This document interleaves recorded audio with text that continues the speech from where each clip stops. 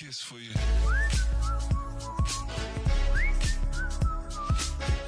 Today we're looking at a tech reality check because I'm tired of people blatantly lying about what things cost. Now, obviously this is going to be US centric, so don't take all these prices with a guaranteed, but I just want to kind of reiterate the fact that, you know, what's on the thumbnail and everything else. A lot of people are saying that all the Apple things for their MacBooks, as well as their phones, are quite a bit higher than other competing. It's just ridiculous about how much they charge for stuff and all that. And I want to actually look at this because I don't think people really take the time to look at an equivalency across the board. I'm going to pick three laptops. The XPS 16 from Dell, very popular. The new 16-inch MacBook Pros that came out a couple months back, and then the ThinkPad X1 Carbon from Lenovo. These are all what are considered kind of ultrabooks, where they're not for gaming, they're not for anything else, but they're for productivity and productivity-like things, photo editing, video editing, AI stuff, CAD, 3D modeling, all that, right? What these actually are price-wise. You have a 16-inch, 24 gigs of RAM, 512 gigs of storage, this kind of thing for $2,500. Now, this is obviously very expensive, especially with that small amount of SSD. I do want to compare this, however, the Dell. And again, this is the reason I'm talking about screens, because it's going to come down to the screen. You have a Core Ultra 7 155H, which I believe is weaker than the M4 Pro that's in this machine here. Let's see, 32 gigs of RAM, 1 terabyte SSD, all that, right? But then we have a 1920 by 1200 display with a, I would say this is about equivalent in terms of the M4 Pro for graphics power. And we also have Windows 11 right here. And that's about $2,200 for the XPS 16. Now, also keep in mind, the XPS 16 only has, 3 USB-C ports, an SD card reader, and a headphone jack, versus the MacBook, which has 3 Thunderbolt ports, which is the same thing, an HDMI port, SD card reader, headphone jack, as well as a MagSafe port. So there is more ports. There's an extra HDMI port and better Thunderbolt performance from the Mac laptop than there is here.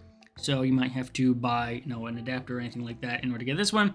And you do see, 32 gigs of RAM. So let's just, take this and try and find one with a better screen, because this screen here, I believe, is a little bit higher than 2K. I can get the actual resolution. MacBook Pro 4. The resolution for this is, so it's not quite 2160 of that. So it's like 2.5K probably, as well as it being like HDR, P3 color gamma, all that, right? And so that is considerably higher than what the Dell screen is, this non-touch screen 1920 by 1200. So if we try and find the higher end one, which is 3840 by 2400, that is obviously, as we go back here, pretty close, right? It is going to be a little bit higher resolution, but it is the closest that we can reasonably go to. OLED, the one in the MacBook here, is mini LED. They're not equivalent. The OLED, technically speaking, would be better. However, for the comparison here, it's functionally equivalent, where most screens you're not going to be able to find in mini LED. You're going to need to find OLED if you're trying to compete with the MacBook here, and so we'll just choose that one. Now, this obviously has the same amount, but it has a boosted graphics card. So if you're going to be doing things like gaming or anything like that, or 3D modeling, that extra graphics is going to be important. Also has a stronger Ultra 9, but from what I've seen, these Ultra series are more about efficiency rather than actual power. Now, to be fair, the MacBook is also that, but generally speaking, if we're trying to be a comparison, I think this is pretty close. Windows 11 Pro is also kind of important, because if you're trying to compare the software experience, Mac OS software experience is pretty equivalent to a Windows 11 Pro, because you can choose your updates with Windows 11 Pro, and you can also choose your updates with Mac OS, right? Virtualization and some other things for Windows 11 Pro are enabled, as well as Mac OS. So saying Windows 11 Home is the equivalent isn't really true, because you do have specific features that I mentioned there that are for the Pro, Windows 11 Pro. So this is $2,800, and the main difference is a slightly better Ultra 9 Windows 11 Pro and a better graphics card, right? The same amount of storage, same amount of RAM, and you have that better screen. That's $2,800, okay? So then we go over here. What can you get for $2,800? Well, we can get 48 gigs of RAM, but let's, we don't need 48 gigs. Let's try and equalize this a little bit. So we go for 36. Looks to be limited to the M4 Max, okay? And that obviously would be way above budget. So let's just, concede the RAM and be 24. So let's bump up that storage. Okay, we're at 2,700. If we compare that, that's 2,844 compared to 2,700. And, we are losing 8 gigs of memory, but we are gaining ports as well as general better trackpad, better speakers, right? Usually speaking, better build quality compared to something like this. And so if we're looking at a comparison, this souped up XPS 16 for 2800 with these features here is pretty equivalent to this 16-inch MacBook Pro, but the MacBook Pro will have some better features if you care about trackpad and speakers and build quality. It just is going to be better on the MacBook than it is on the XPS. Now, obviously, you're going to get slightly more RAM and a better GPU on the XPS, but those are trade-offs because this is an extra $144 compared to the MacBook. So is that $144 going to be worth an extra 8 gigs of RAM and slightly better performing GPU, especially if you're looking at something in Windows environment that is maybe less optimized, right? And that's not even talking about stuff like battery life, right? The battery life on the MacBook is going to be better than a battery life on XPS 16, just based on how macOS and the M series is used for efficiency.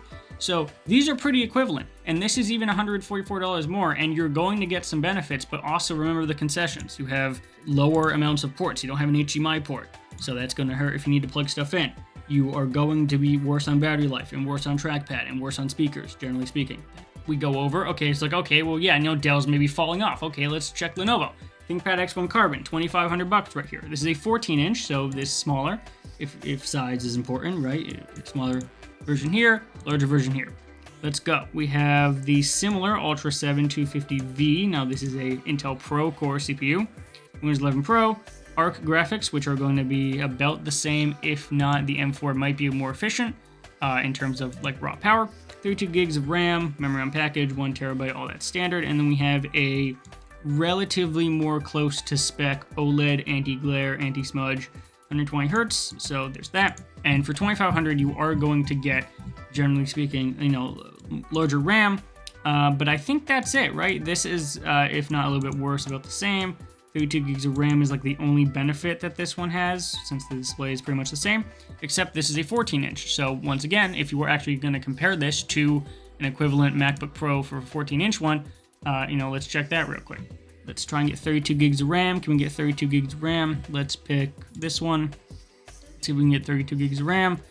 32 gigs of RAM right here, 1 terabyte storage, 70 watt, all that, 2200. So we're actually, for the 14-inch model, and remember this also has HDMI and that kind of stuff, we're considerably cheaper, actually, than the 2500 that the ThinkPad X1 Carbon is running at. So if we're comparing a 14-inch here, 32 gigs of RAM, 1 terabyte SSD, 14-inch, all that, and that's 2200. So we are saving $300 by getting the MacBook. And again, the MacBook's going to have better speakers, better trackpad, generally speaking, better build quality, and you're still going to be saving $300 if you were to compare them like that. And I'm not cherry picking here, right? These are just going through the configurator and checking the prices on stuff compared to the most popular models.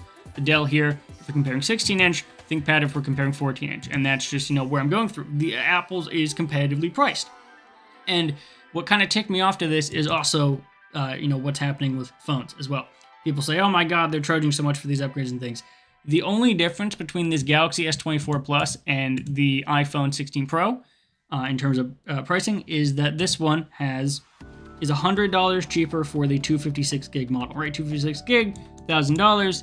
256 gig here is $1,100, right? Kind of concede that in terms of storage because Apple tends to be a little bit more expensive in that regard.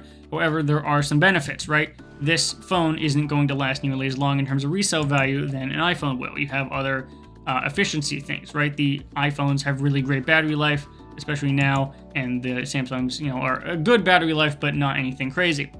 Same thing with stuff like Apple Intelligence. Obviously, Samsung has their own intelligence thing that can, be dependent on your wishes for what it's looking for. Cameras, generally speaking, it's about toss-up. Most of these things are going to be a toss-up. Build quality-wise, however, the titanium one here is going to be more premium than standard aluminum, as well as some of the stabilization and the software things. Generally speaking as well, they've upgraded the camera, so again, the cameras are basically a wash depending on what you're interested in, and so overall, it is going to be $100 more expensive for that storage. But I think the other thing that people kind of forget, and what I forgot when I switched from iPhone to Android, is your photos in the iPhone store on iCloud, and so they take up your iCloud space.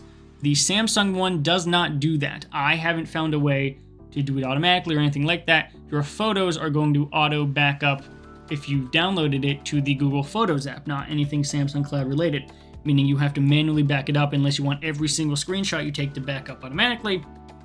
They're going to back up to Google Photos. And I think what's important about that is Google Photos, hopefully nothing's going to pop up there that's a problem, but Google Photos requires you to delete the existing photo. It like makes a backup, right? Backup means kept on your original device as well as on the cloud. So you have to go manually click on like the free up space button to be able to do that. So hopefully, yeah, all this seems like fine.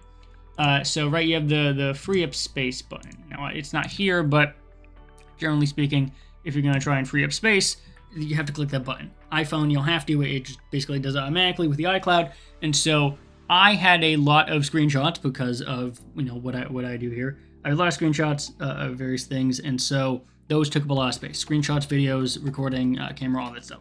Took up a lot of space because it was doing the base storage here, and the iPhone wasn't. It was automatically going over to iCloud. It wasn't taking up my precious, at the time, space because I had a 10R, right? It had a low amount of storage. But with this, that 256 is going to last longer than the Samsung one. And, you know, depending, okay, you're going to buy iCloud for this if you want more. You're going to buy Google Photo or Google One, technically, space if you want that. But that's just a considering factor. Android space doesn't last as long. Other thing, it used to be that Android, you could put a SD card and get more storage. You can't do that anymore, so that's not an advantage. So overall, you are going to be spending $100 more for the iPhone, but generally speaking, of the things I mentioned, it's going to be more valuable space because it's not going to be taken up by a bunch of things that effectively clog up your space unless you manually back them up. So I just think that's kind of important because a lot of people are like, oh my god, it's only 256 for a base gig or whatever. And it's like, no, for this model, it's 256 gig, right? And if you go to, you know, a larger 16 Pro Max for 1200, that's 1200. It comes with 256 gig, right? Let's go even higher. Ultra, S24 Ultra, S24 Ultra.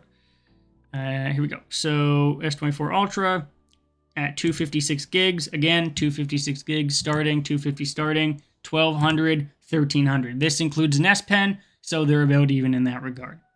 You have colors, all that, everything else is basically the same, right? So if you take the S Pen out, which is about $100, then you get 1200. This is also 1200. They're functionally the same there. So it's not, oh my god, you're being ripped off, only 256 base on a $1,200 phone. Samsung's also doing that, right? I didn't want to make this into a rant, but I did kind of just want to explain, like, if you look at everything from the equivalency from larger scale to equivalency of smaller scale, as well as apples to apples as best you can, comparison between other competitors, Apple is not more expensive. And generally speaking, when you're looking at prices of anything, cars, new technology, VR things, right, you have to look at it with that mindset. If you're actually trying to compare them and something is more expensive, try and understand why.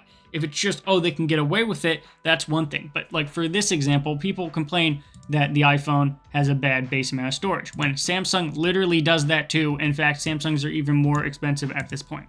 So I just think people need to kind of maybe think a little bit longer about these things instead of just kind of going into a rage. So hopefully you found that interesting. Hopefully that was something that, you know, can be a PSA or whatever. And if you have opinions on this, or maybe it's different in your region and you like to talk about it, then definitely comment down below all that, and I'll see everyone in the next video.